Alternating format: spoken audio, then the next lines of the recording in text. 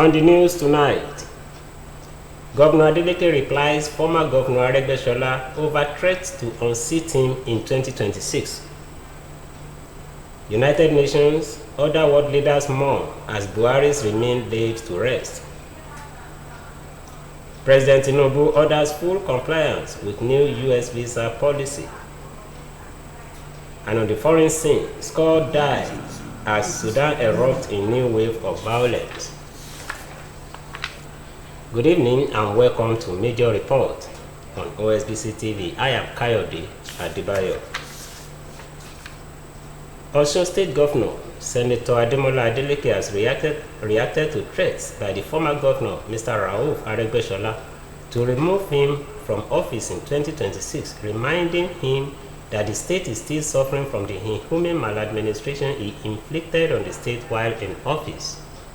In a statement by his spokesperson, Malam Olawale Rashid, the governor described Mr. Aregbesola as a man known for a legacy of huge debt, describing his tenure characterized by half-salary, scam learning tablets, and several fanciful, inflated, and uncompleted projects as the worst in the history of Osun State.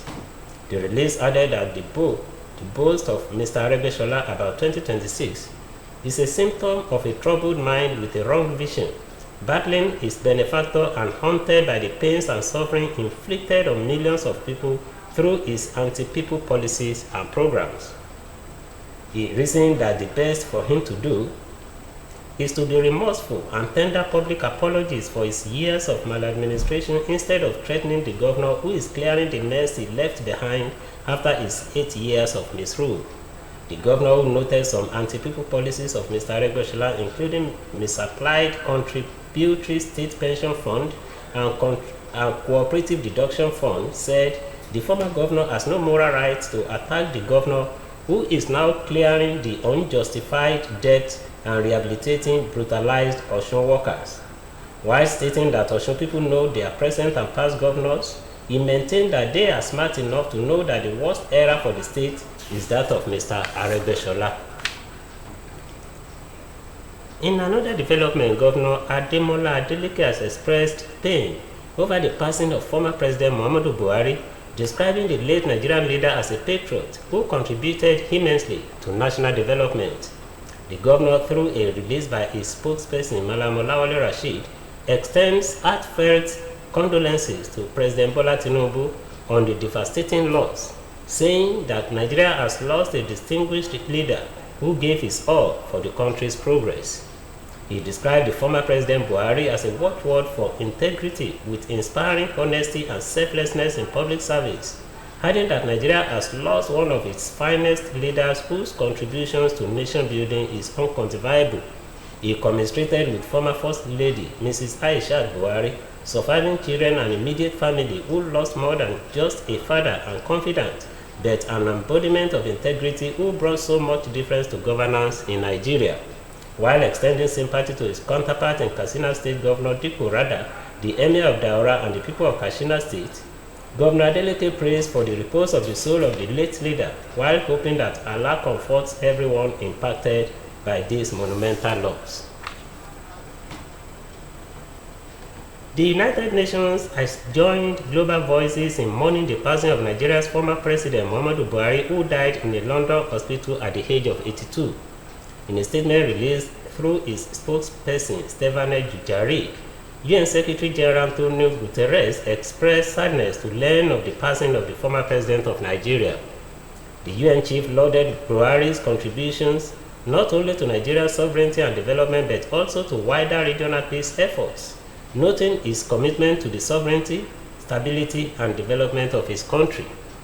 According to him, the former military ruler turned democratically elected president was particularly recognized for his strong anti-corruption stance and his support for regional counter-terrorism collaborations under multinational frameworks.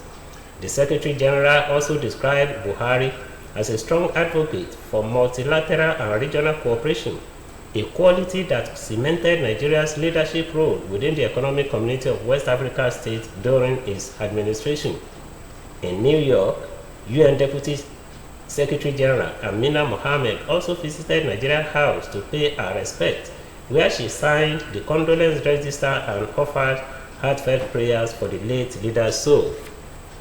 Mohammed further commended Buhari's resolve in prioritizing Nigeria's and Africa's interests in global forums, saying his leadership often reflected the continent's voice on issues like climate change, anti-terrorism, and economic reform. In related developments, tributes have continued to trade the demise of former President Muhammadu Buhari, who died at a London clinic at the age of 82, as his remains are being laid in his hometown, Daura, Katsina State, at a state burial organized by the federal government.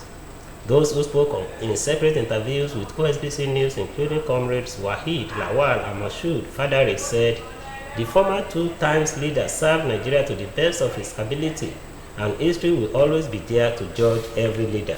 They speaks.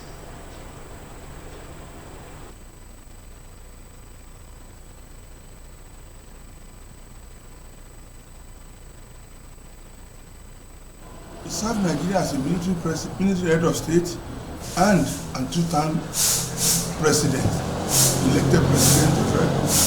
Nigerians should remember Buhari for his frankness, boldness, and transparency. Whether we like it or not, he came, he saw, and he conquered. May his soul rest in peace. I will remember him for his relentless efforts by contesting 3 good times. He lost out during the military junta, and he came back during the democratic era that started in 1999. He made repeated efforts, first, second, third time, but failed. Unfortunately for him, he contested again for the 4th time and won. So I will remember him of his relentless effort, and I think it's a great motivation for our children and the younger ones coming, that if at all you are unable to make it, it's good to try and try again. Again, I will remember him of his compliance to due process. We can now attest to the fact that he's not a man that will influence due process. Under his reign, we saw states belonging to his political party that were taken away from his government through the courts. So it speaks to the fact that he's a good man. Buhari ṣe olórí orílẹ̀-èdè gẹ́gẹ́ bí ọmọ ológun, ó sì jẹ́ ààrẹ tá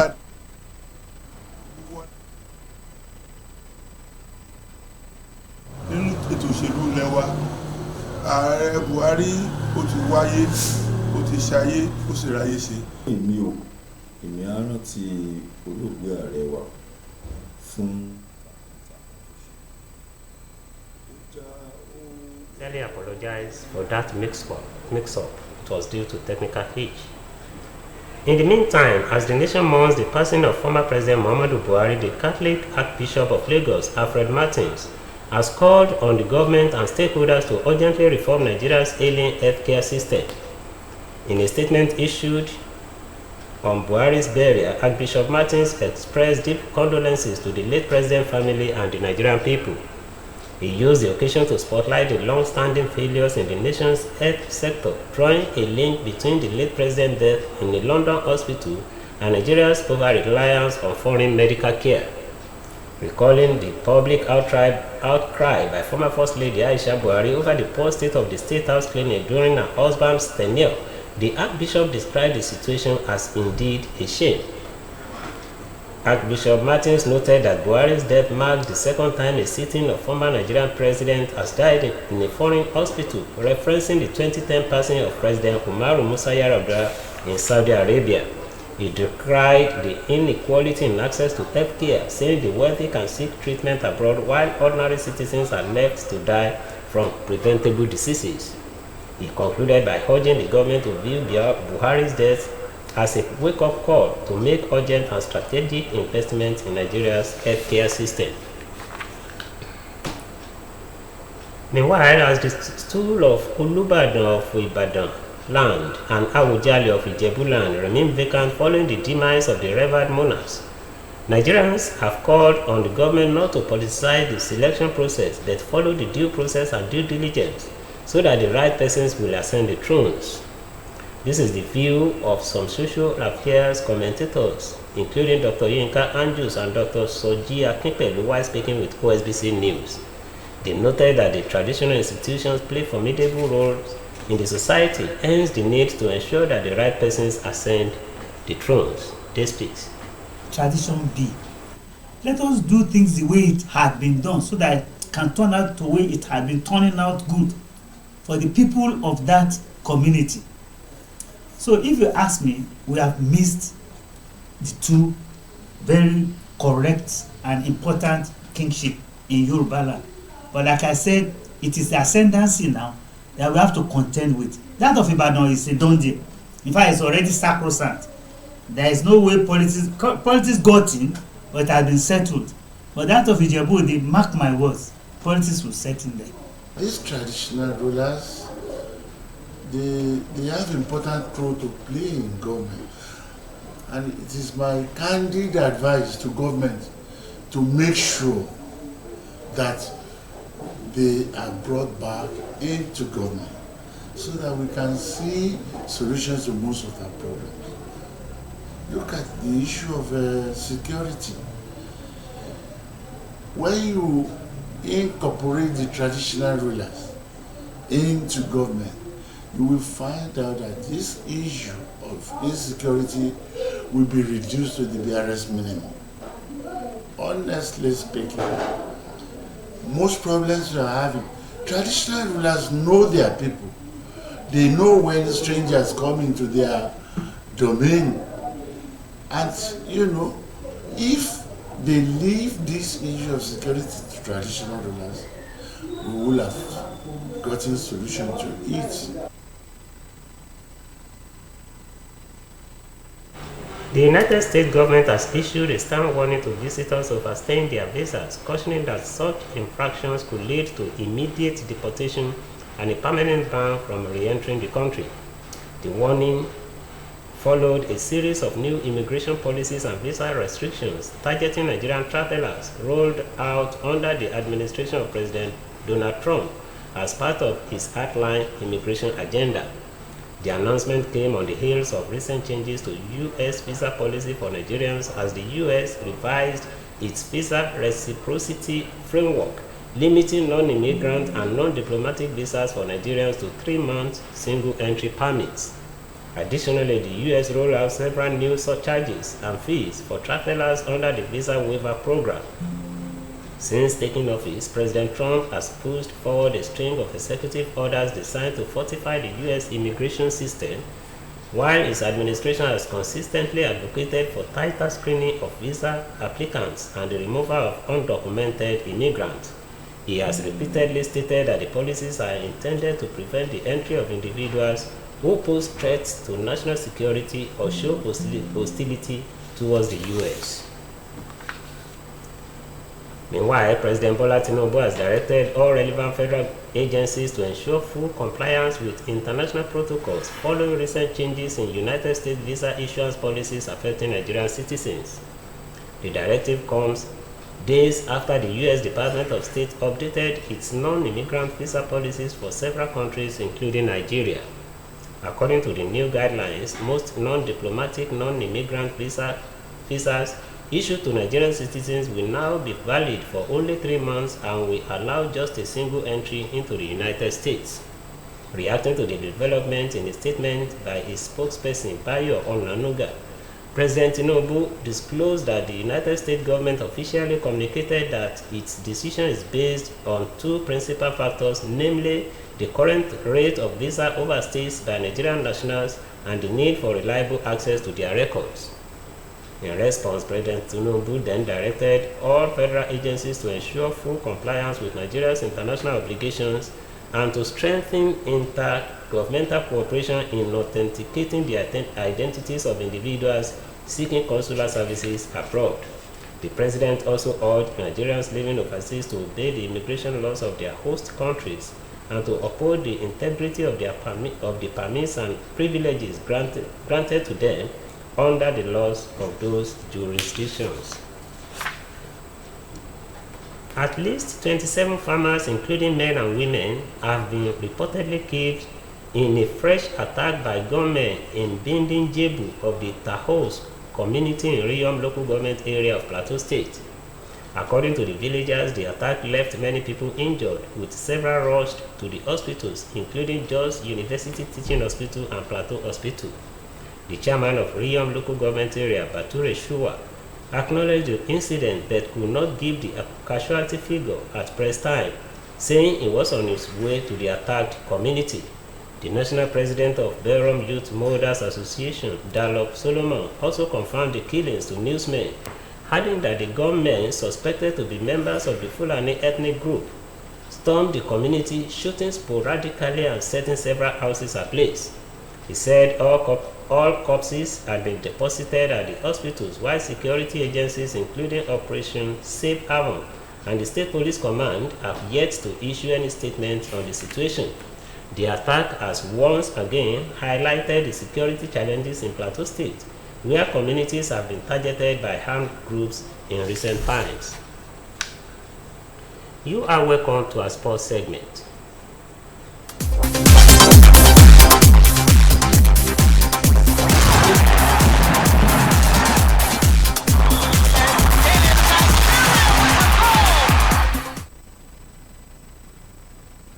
Super Falcons head coach Justin Madugu has apologized to Nigerians following the team's goalless draw against Algeria in the Women's African Cup of Nations 2024 final Group B match in Casablanca.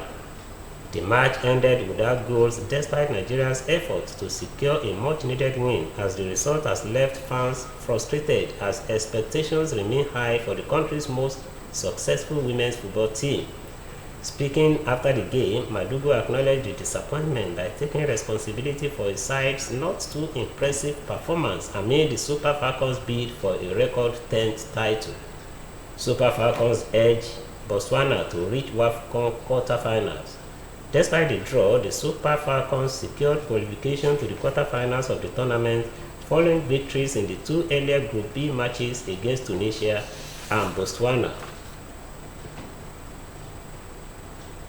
And coming from the foreign scene, a new wave of violence has erupted in Sudan's North Kordofan state, with activists reporting that almost 300 people have been killed in attacks that began over the weekend. The emergency lawyers in Sudanese human rights groups say the paramilitary Rapid Support Forces (RSF) launched coordinated assaults on villages surrounding the city of Bara, which is currently under RSF control. In the village of Shag Anon alone, more than 200 people were reportedly killed, either shot or burned to death in arson attacks. According to the group, looting raids in neighboring villages claimed another 13 civilian lives, while dozens more remain missing. Reports say North Kordofan has become one of the central battlegrounds in Sudan's civil war, which broke out in April 2023 between the RSF and the country's national army. The conflict has devastated communities across the nation and created one of the worst humanitarian crises in the world. And with that story from the foreign scene, we conclude our major report on OSBC TV tonight. The bulletin was edited by Abdul Adebisi. I am Kayode Adebayo. Thanks for watching and good night.